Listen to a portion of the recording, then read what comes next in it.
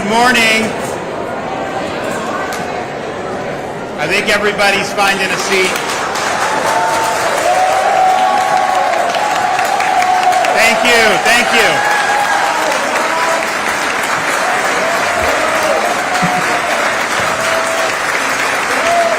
Thanks so much. Thank you. Please be seated. Please be seated. Thank you so much.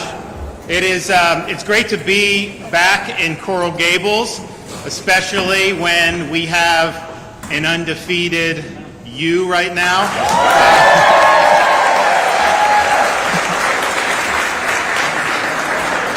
It made it a little interesting the last couple weeks, but you know, in my household, we want all the Florida teams to do, but I have a diehard 6-year-old son who's a Florida State fan, and he's really struggling with the 1-6 season.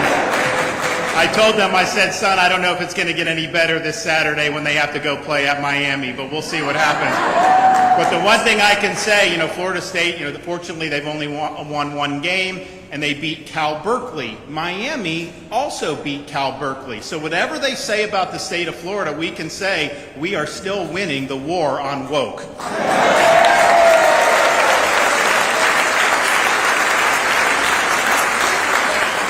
So I'm pleased to be joined here by a number of great physicians behind me. We also have our lieutenant governor. I saw a lot of the dignitaries. I saw the city mayor of Miami. I saw the mayor of Coral Gables. I saw Mayor Bovo from Hialeah, a lot of commissioners, and you guys are really doing great work, so thank you for that. I'm joined also by some of our physicians who are going to speak. Dr. Cristina Pena, she's a board-certified OBGYN who practices in Miami, and she served as a member and president of multiple medical committees and has mentored nurse practitioners and medical students.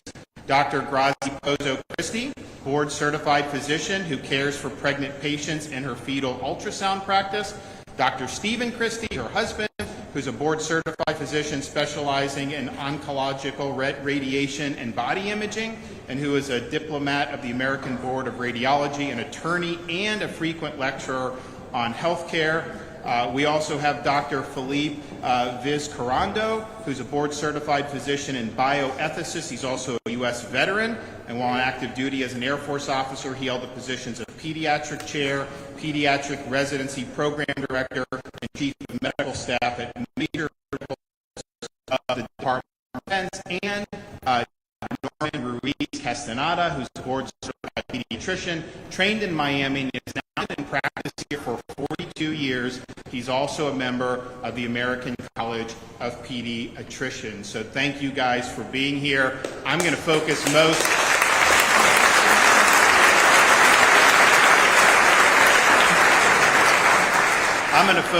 of this time on letting these doctors be able to articulate their views and their perspectives. But I just must say, I've never seen anything like this Amendment 4, where you have massive amounts of money coming from out of state, massive left-wing groups, all the major organs of the far left, including people like George Soros, all involved in this amendment thing. And yet they don't say anything about what's actually in their amendment. They spend their entire millions and millions of dollars telling verifiable lies about the policies and laws of the state of Florida.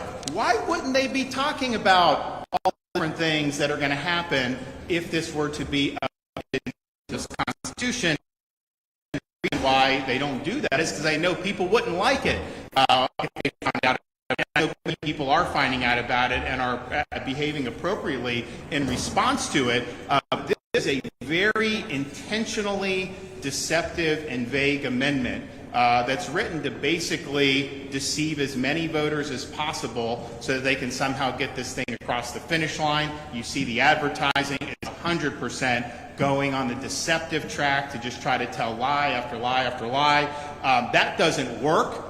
People do not want to be lied to. They want to know the truth. They want to know the truth about, should this be something that is added to Florida's Constitution? And when you're dealing with constitutional amendments, your default should always be no.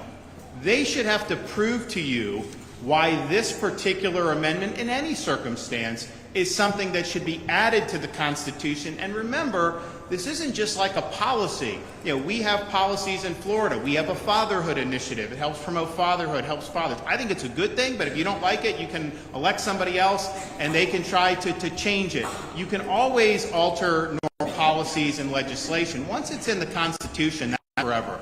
You really have pretty much zero chance of ever changing it. And so you better know, go into this eyes wide open. You got to know what exactly they're trying to do here to this state. And if they don't convince you that this is something that'll be good, you should vote no regardless, right at that point. Here we have a situation where this is something that is really a Pandora's box for bad policies. And it's written in look, the way this process works in Florida, these groups spend massive amounts of money to get on the ballot. They write the language, and they write the language in ways that are poll-tested to try to seem as innocuous as possible. This amendment doesn't define any of the terms that are actually in the amendment. That's not true for most amendments that have been added to Florida's Constitution.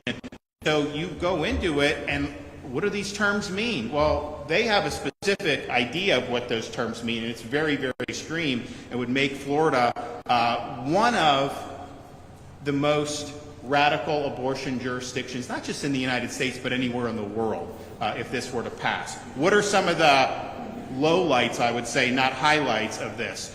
If Amendment 4 is adopted, it would eliminate Florida's parents' rights for parental consent for minors in abortion. Right now, Florida, just like anything, as a parent, they can't give your child, if you have a high school child, sophomore in high school, they can't give Tylenol without a parent's consent. This would overrule that for abortion and say that minors can have abortion without the consent of their parents, and they know that's bad. They know parents don't like that. So what they're doing in the amendment is substituting notification. But that is not consent. Notification be they send a postcard to the parent or do something, but the parent would be stripped of the substantive right to parent with respect to this one issue. And it would be the only thing that's taken out under Florida law for parents' consent. And I don't think most people think that that's something that is reasonable at all. So don't be deceived by this bait and switch when they're talking about notification. That does overrule Florida's protections and parental consent statute. You also hear frequently, and look, different people have different views when it comes on right to life or not right to life. And there's people that just believe, and you would hear this a lot, like, look, they don't like abortion, they want it to be rare, but they don't support legal protections for the unborn because they say it should be something resolved between the mother and the doctor. And you hear that a lot, even in this, what they talk about with Amendment 4. The really crazy thing about this amendment is it eliminates the need to have doctors involved at all. And you got to read the fine print, you got to read very carefully, but any time in Florida you have an abortion, it must be done under the supervision of a licensed physician. And we've never deviated from that, and I don't think any other state has really deviated, certainly not very many, if any. So this is a real radical change to say you don't have to be a licensed physician. What they say is you need to be simply a healthcare provider. Well, what is that? They don't tell you what that is, but I can tell you if this were to pass, you would have clinics open up without physicians involved. If people tried to regulate it, they would sue and say, hey, I'm a healthcare provider. That's what the Constitution says. I have a right to do this. And you know what? They'd probably win in court. So taking physicians out and putting in, substituting healthcare providers, there's a lot of different people that qualify as healthcare providers that are far from being a licensed physician. So this really demotes physicians from the role they have in Florida law in a way that will be very, very dangerous for Floridians and from other states, because they would, I think their intent would be to recruit people to come from other states, from Georgia, Alabama, Tennessee, Mississippi, Louisiana, to come to Florida for this purpose and see non-physicians be green lighting an abortion up until birth. This amendment would allow them to do that based on whatever judgment they have, which is obviously less than a medical doctor's judgment. Very, very dangerous. What about your tax dollars? Now, this amendment will lead to lawsuits by the people that are proposing it, where they're going to go into court and they're going to say that because of this language, taxpayers should be required to fund these abortions. And so it will open the door, and it will eventually lead to taxpayer funding abortions. Well, how do you get there? In Michigan, the same groups did the same type of an amendment, although I actually think Michigan was less extreme than the Florida one, but they cited similar language. As soon as it was passed, they then turn around and they're now currently suing, trying to get the courts to say that taxpayers are required to fund. How many people want their tax dollars to be funding these elective abortions, but particularly late-term abortions, which this amendment would mandate be permitted? I don't think very many want to do, but that is a foreseeable consequence of this amendment passing. They also really don't set any meaningful limits on when, and I think there's different people, again, that have different views that range the gamut with respect to right to life, but I think most people believe there needs to be some limit at some point. And we can have disagreements about that, discussions about when that limit is appropriate.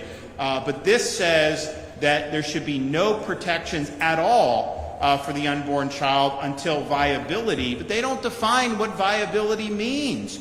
And the way they would construe it would be as radical as possible. It would mean you could have 6 months into pregnancy for no reason whatsoever in terms of medical or health or anything involving the mother, that you could go in and have a purely elective abortion. Mind you, at that point, that puts the unborn child through excruciating pain because they're capable of feeling pain, and most of those abortions are basically dismemberment abortions where they actually have to pull the baby's pieces apart in order to abort it. And that would be constitutional. That be allowed to take place in the state of Florida. But here's the thing, even though they're playing bait and switch on viability, and the way they would construe it is very extreme and I think beyond what most people think would ever be appropriate, it really is a fig leaf, because if you read how the amendment goes, it says that any health care provider can greenlight an abortion at any time for, quote, health reasons, but they don't define that. So in Florida, there's exceptions the life and physical health of the mother, but it's defined. This could be whatever some healthcare practitioner says, mental health, different types of things with that. And so that would mean there's no meaningful limits at that point, all the way up until 9 months. And people will sometimes say, oh, well, some people have asked me, does that ever happen? It does happen. Of course it's rarer that happens, but most late-term abortions in this country are, in fact, elective. And that's from, even liberal sources have acknowledged that fact. So states like Colorado, states like California, that is something that is permitted. That would be the case here in Florida, because the way this is written, it's basically an exception that swallows the rule. Now, patients' health. The amendment attempts to create, well, I mentioned kind of how they're dealing with the patient health. What they will do, though, because of the there's a whole host of policies that, again, most people on whatever side of the abortion debate believe are common sense. All of those will likely be invalidated. Licensing and sanitation requirements for abortion facilities, admitting privileges and proximity requirements for abortions to be performed near a hospital by an admitted physician, so immediate life-saving treatment can be performed if something goes wrong. It will likely invalidate medical screening requirements, waiting periods that ensure women have all the relevant information about their procedure. It will likely invalidate required in-person counseling prior to an abortion, as well as informed consent literature to be available prior to that at these facilities. Certainly would invalidate anything involving required ultrasounds, certainly regulations surrounding abortion procedures and methods, Because, for example, there's certain things like partial birth abortion, dismemberment abortion, all that would be wiped off the books and would potentially impact the right of a child who survives an abortion to have life-saving treatment. You know, there's this dispute about Waltz in Minnesota, and the media is very dishonest about this because they're obviously on one side of this. What they have in Minnesota, they had a law that said if a baby survives a botched abortion, that there needs to be life-saving treatment. So if you have a child that's an abortion attempt and they're born alive, that you have no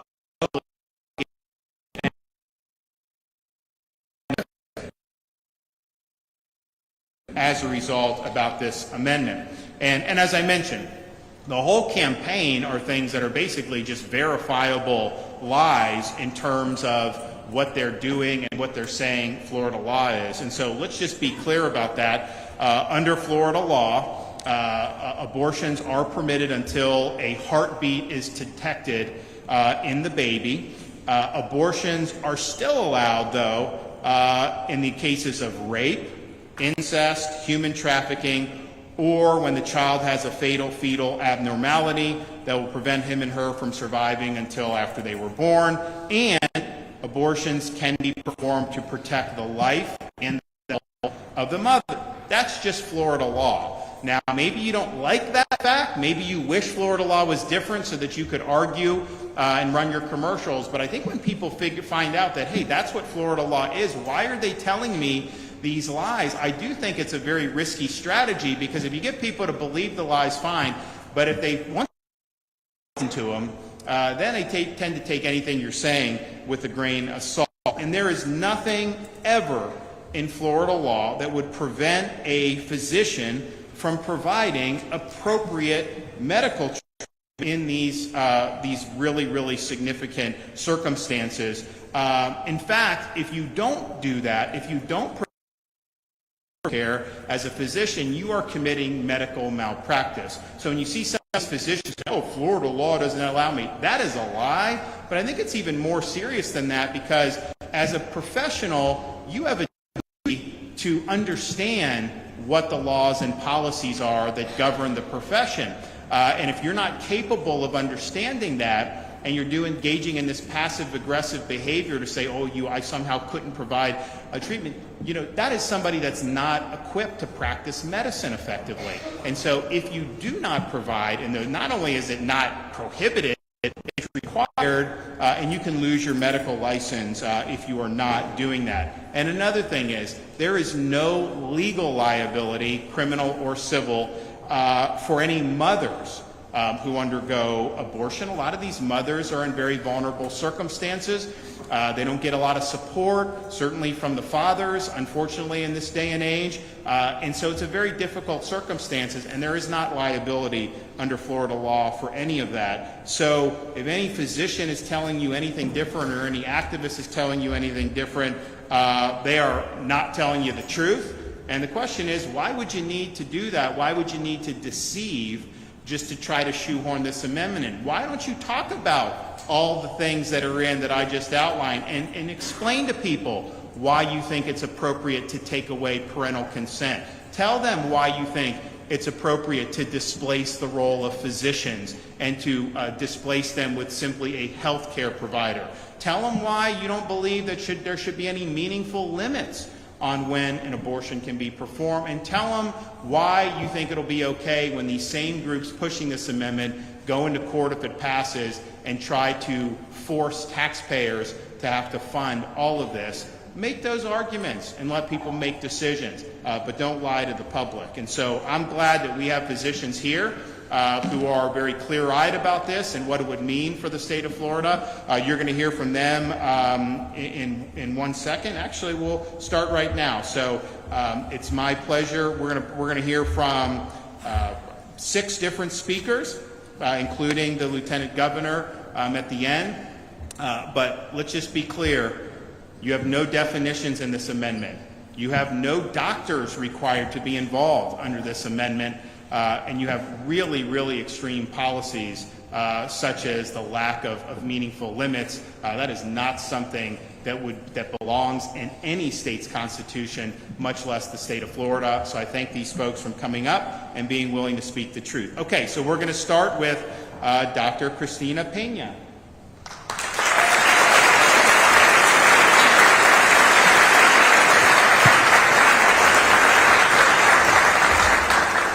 Thank you for this opportunity to be here. My name is Dr. Cristina Pena, and I come to you today from the perspective of an obstetrician-gynecologist born and raised in Miami and continue to serve this community in private practice. The concerns being claimed that women's lives are at risk if this amendment does not pass is a lie. In the 20 years that I have been practicing obstetrics and gynecology, I have never once been limited in providing proper medical care for my patients. Every time I walk into a room, into an exam room, I have 2 patients that I need to care for. If I allow a preventable harm to come to either the mother or the unborn baby, I would be liable and sued for malpractice, because even under present law, the unborn baby is found to have value. As obstetricians, our entire career is to preserve the lives of 2 patients at a time. Advancements in medicine and standards of care that don't require an abortion have allowed for that. Please note that most obstetricians do not perform abortions and run successful practices. That should speak to you. Changing the existing laws with an amendment as this will in fact open women to risk.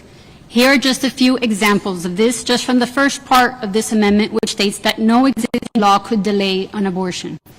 In Michigan, where a similar law passed, the health department was not allowed to perform a routine health inspection to make sure the abortion clinic was using safe and sanitary practices. Another example is in the case of an abortion being said to be needed for mental health concerns. Current law requires both the obstetrician and the psychiatrist to sign off on that chart. How many of you have not had to wait 1 to 2 days for a specialist to come around on you in a hospital? If this amendment passes, a delay in psychiatrists coming to see the patient would legally allow the abortion to take place without the evaluation of the one person who can truly diagnose the mental disorder for which the abortion is said to be medically indicated. How is that optimal care for women?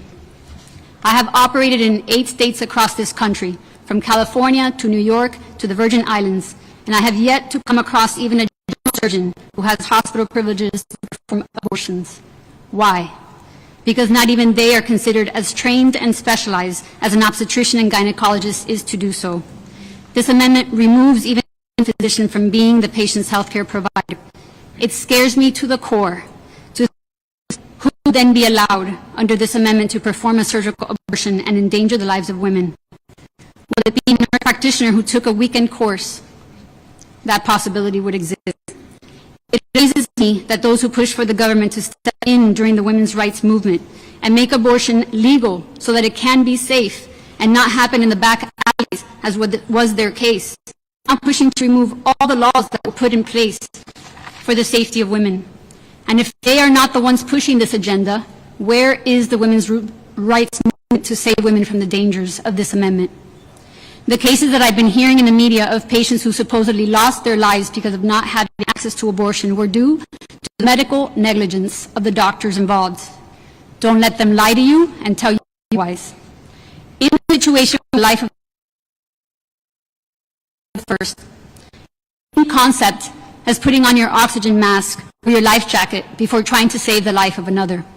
The mom's life comes first.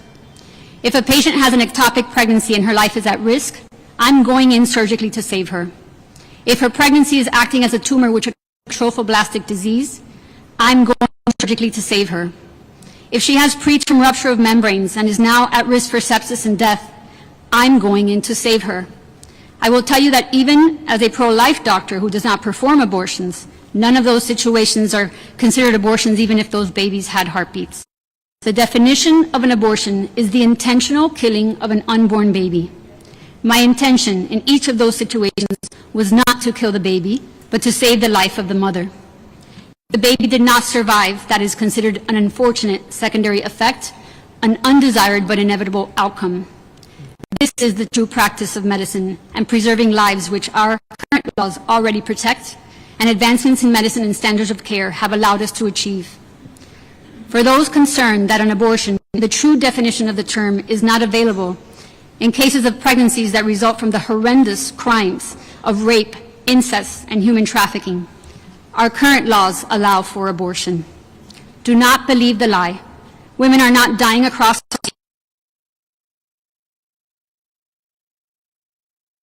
not be protected. They are trying. Thank you for your time.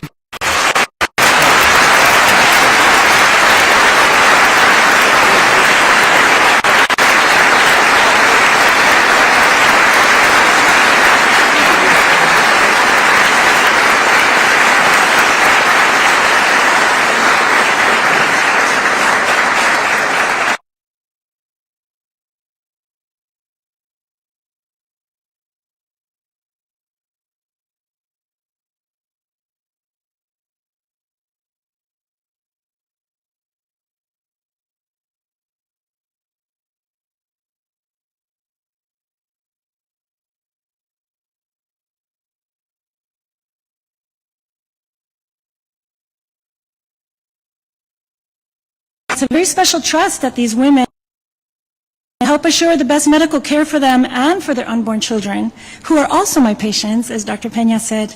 And this is a trust that I hold very sacred and one that is very much threatened by Amendment 4. I'm going to focus my brief remarks simply on the language of Amendment 4, which is intentionally vague and deceptive, and many of these things the governor covered, but I will cover that from the perspective of a physician who is intimately involved in the daily care of pregnant women. The first of the two sentences of the amendment says, "No law shall prohibit, penalize, delay, or restrict abortion before viability or when necessary to protect the patient's health as determined by the care provider." Those words. For example, when they say penalize, delay, or restrict abortion, they specifically mean that all or most of the current laws carefully designed to protect and safeguard the moms considering or undergoing an abortion cannot be overstated. It means that the most basic common sense safety regulations, the licensing requirements, or even the cleanliness of abortion facilities can be repealed because those requirements delay and restrict abortion.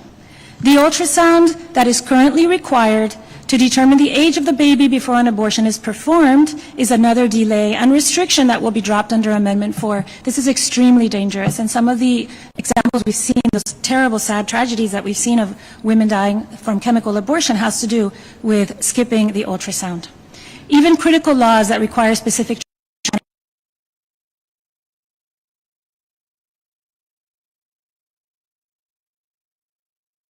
prohibiting the taxpayer funding of abortion will probably be ended on Amendment 4 because, again, they delay or restrict abortion. What about the language about viability? Well, there's no definition of viability in the amendment, and who is a healthcare provider and what constitutes the health of the mother? We have no idea what this means under Amendment 4 because the amendment intentionally omits all these definitions. So let me tell you the definitions you will hear the moment this amendment passes, if God forbid it does. Viability, which usually means the ability of a baby to survive outside the uterus, supported by state-of-the-art medical care, will suddenly mean any baby which needs any assistance, even minimal medical assistance after her birth. So a baby that might simply require a short course of supplemental oxygen may be at risk for abortion. Healthcare provider is defined in multiple places in Florida law, but very specifically not in the amendment. The term physician or doctor is intentionally omitted from the proposed amendment because they don't want these medical decisions in the hands of trained professionals. In many places in Florida law, healthcare providers include nurses' aid, ultrasound, and social workers. Do you think critical medical about a woman's health and abortion should be made by a medical aid? We don't think so. And what about the permitting of late-term abortions because of the health of the mother? Does health mean conditions that threaten the life of the mother, or does it include abortions because the mother feels anxious, which is a normal factor of pregnancy?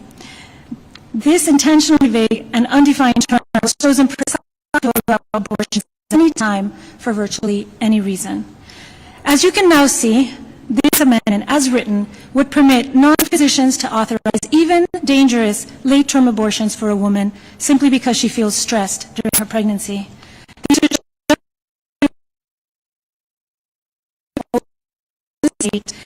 only covered the first sentence of the amendment.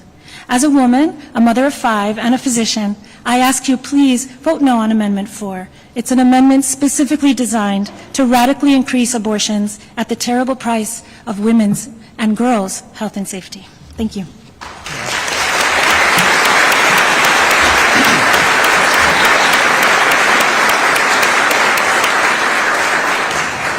Thank you and good morning to everybody. I'm the taller of the Dr. Christies. Besides echoing the sentiments you've already heard, I'd like to make 3 additional points. First, I would like to directly address the deceptive and dishonest characterization of Amendment 4 by its advocates. And since I also happen to be a lawyer and I'm also a member of the Florida Board of Medicine, please let me set the record straight. This is a flyer I received in the mail this week at my house. It is sent by a well-financed group backing this amendment. Its main claim is simply a bald-faced lie. It tells Floridians that our current law has, and I'm going to quote here, I'll read it right from the flyer, it has no actual exceptions for rape, incest, or the health of the mother. The problem with this statement, as you've already heard, well, it's a complete and total lie. Because this, the relevant Florida statutes, is absolutely clear. It specifically and expressly permits abortion beyond the 6 weeks limit in the case of rape, incest, and the health of the mother. And if you're still unsure, go online. You can read this for yourself. It's there for everyone to see. Politics, sadly, can bring out the worst in people. But there is never an excuse for flagrant dishonesty. The second point that I would like to make is that while many of our world's major religions speak powerfully and elegantly and persuasively about the dignity of all human life, Amendment 4 is not a religious issue. The physicians standing here beside me right now, they oppose Amendment 4 based on the science and the law and social justice concerns and morality and ethics and the visible evidence. And because we've all taken an oath to do no harm to our patients. We don't oppose this amendment simply because of our various religions. And by the way, we don't all have the same religion here on stage. People of all religions or no religion at all should stand proudly against Amendment 4. The last point I'd like to make does not come from my position as a physician or as a lawyer or as the member of the Florida Board of Medicine, but as a man who spent the first 35 years of his life as a secular pro-choice liberal. And having lived in both the pro-choice and the pro-life worlds, I know the emotions and I know the arguments that both sides absolutely feel right now. And many of my dearest friends and even family members don't agree on some of these issues. So I'm always looking for opportunities where pro-life and pro-choice people can find some common ground, some common consensus. And opposition to Amendment 4 is precisely this opportunity. This is not an us versus them. This isn't a religious versus non-religious. This isn't conservative versus liberals or Harris versus Trump issue at all. It's simply an issue of safety and common sense.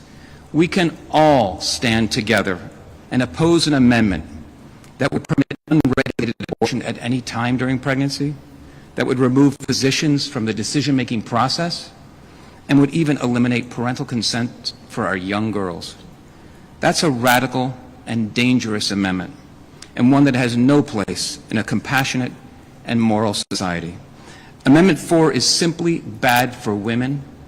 It's bad for Florida, and that's something we can all agree on. So please join me and vote no on 4 this November 5th. Thank you for your time.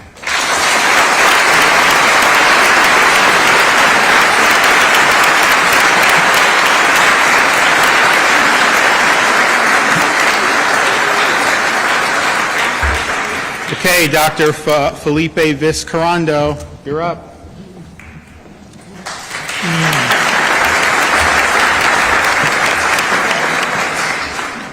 My turn. Archbishop Wesky, Governor DeSantis, and all of you, thank you for the opportunity to speak to you today. My name is Felipe Vizcarrondo. I am a pediatrician. I practiced pediatric cardiology for many years. I also have a degree in bioethics. I am a founding member of the Florida Physicians Against Amendment 4. More than 700 medical professionals representing multiple specialties from nearly 100 cities across the state, that's lots of people, members of Florida Physicians Against Amendment 4 are concerned. They're actually alarmed by the extremism of Amendment 4. It's very extreme, and how it interferes with the practice of medicine. The present Florida law requires a person to have 2 in-person appointments at least 24 hours apart to obtain an abortion. This is the law. The first visit will include lab work, ultrasound, and a meeting with a physician. The second visit will include the abortion procedure.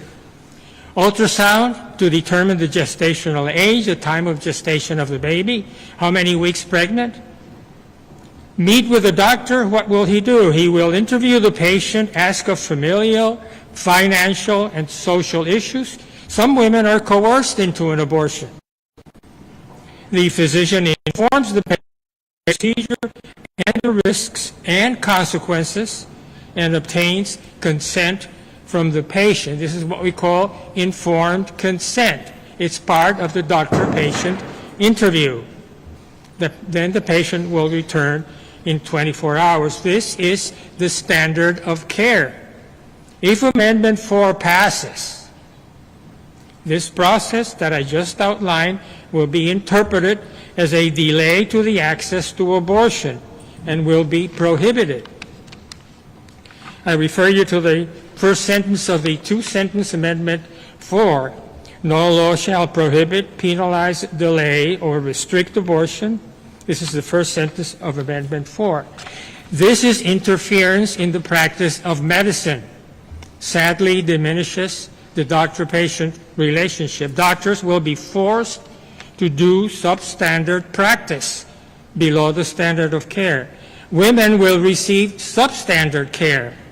Everyone suffers. It is bad for doctors. I urge you all to vote no on Amendment 4.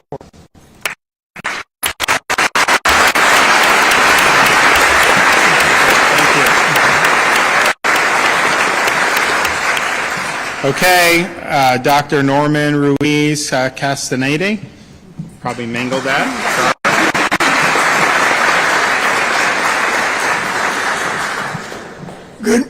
Good morning. Buenos días. My name is Norman Ruiz Castaneda. I am a pediatrician, board certified.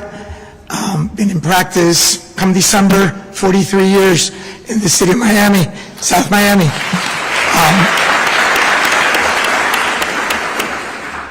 So I have worked with lots of families, and I've worked with lots of children and parents.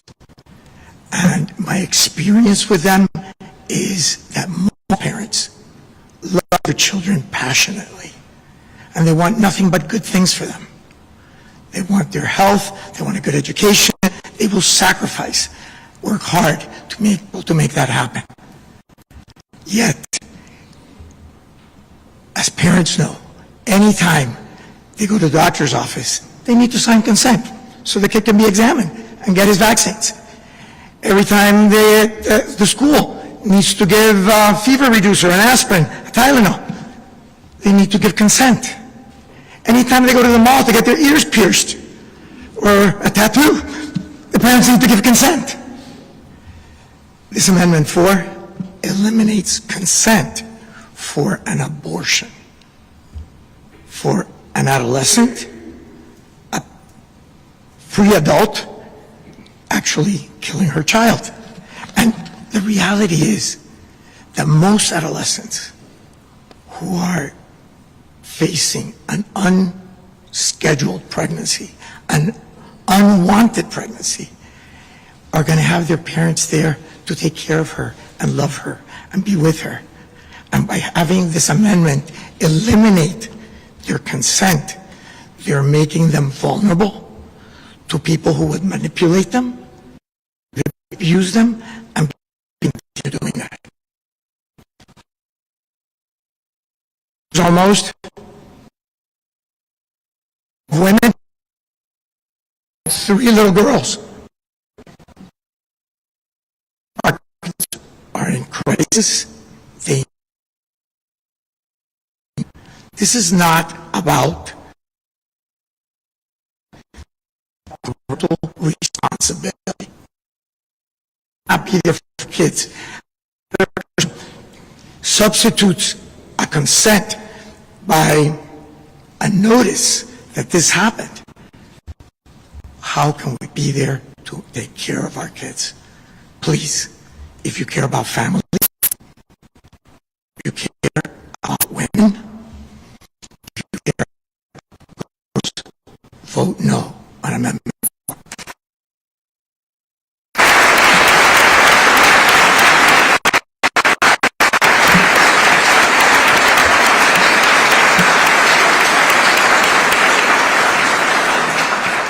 Okay, now we'll hear from our Lieutenant Governor, Jeanette Nunez. Where's she at? Okay.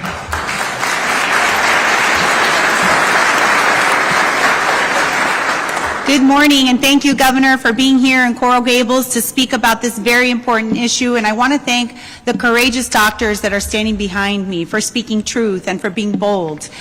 We understand what's at stake, and what I will tell you, and I think everyone here knows, that this governor is never shy to take on a fight. In fact,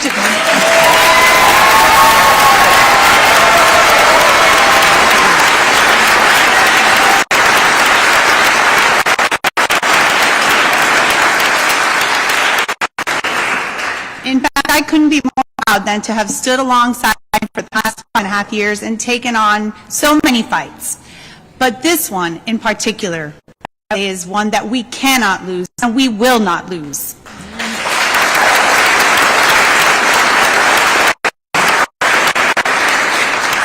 Because Floridians know that Governor DeSantis will never be deterred from standing for what's right. And I don't say that as Lieutenant Governor. I say that, most importantly, as a mother of 3 and a woman of faith. And I believe that those of us that protect our faith have a special responsibility to stand up for what is right, to protect life. We are right next door to St. Teresa, one of the most iconic churches in Miami-Dade County.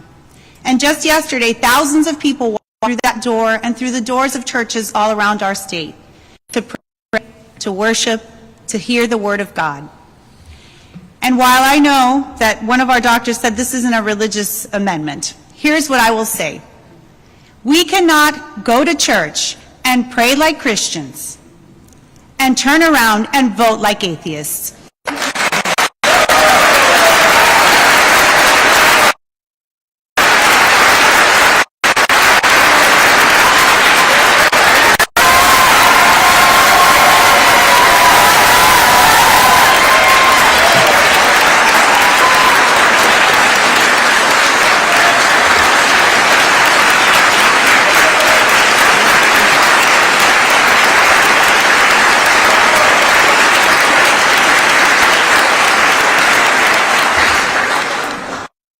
Heard the governor explain all the reasons why this amendment is deceptive, it's extreme, it's radical, the lies that they're spewing, and we need every single one of you in this fight to make sure that we protect women, babies.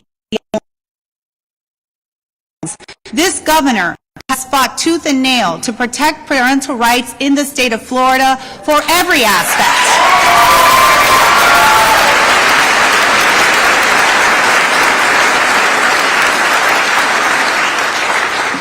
And this is no different. So we need you to stand with us. We need you to fight with us. We need you to make sure that we vote no on this amendment. Early voting is starting right today. It already started. We have to ensure that people understand the truth of this amendment, the lies that they're putting on TV, the lies that they're sending in those mailers. We cannot be silent. This is our time. We must fight. Now I'll say a few words in Spanish. Buenos días, es un honor estar aquí con el gobernador DeSantis en Coral Gables y estar acompañado por muchos médicos aquí del estado de la Florida, compartiendo información sobre las posibles consecuencias de esta enmienda para nuestra Constitución del Estado. La enmienda 4, los activistas radicales que crearon esta enmienda están haciendo para engañarle al público, y por eso estamos aquí, para aclarar estas mentiras y educar sobre las leyes actuales de la vida. Actualmente en la Florida prohíbe los abortos en el momento en que se puede detectar el corazón de un bebé, lo cual ocurre a las 6 semanas. Pero sin embargo, existen excepciones para permitir los abortos hasta las 15 semanas en casos de violación, en caso de incesto, en casos de tráfico humano, o si el bebé tiene una condición que prohibirá que pueda vivir después de nacer. Y siempre se permite para proteger la vida de la madre y la salud de la madre. La enmienda 4 se trata del aborto y está escrita en una manera para engañar, confundir y ocultar las verdades. Y específicamente le quita a los padres los derechos de consentimiento, lo cual para mí como madre, como persona de fe, es muy preocupante. Esta enmienda es extrema y peligrosa y estamos urgiéndole a todos los floridanos que hagan lo correcto, que no se dejen engañar sobre esta enmienda y que voten no en la enmienda número 4. Muchas gracias y que Dios los bendiga.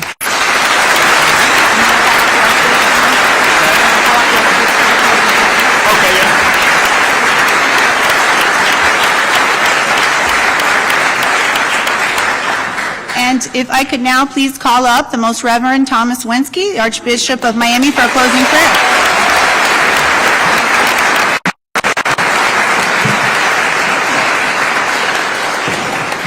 Thank you, Lieutenant Governor. Governor DeSantis, doctors, you have a very friendly audience here.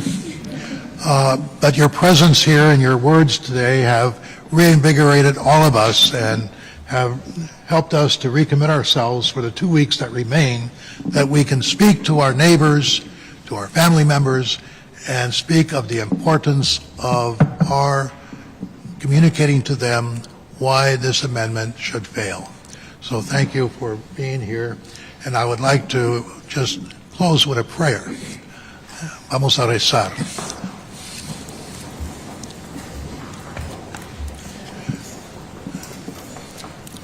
God, our Creator, we give thanks to you, who alone have the power to impart the breath of life, as you formed each one of us in our mother's womb.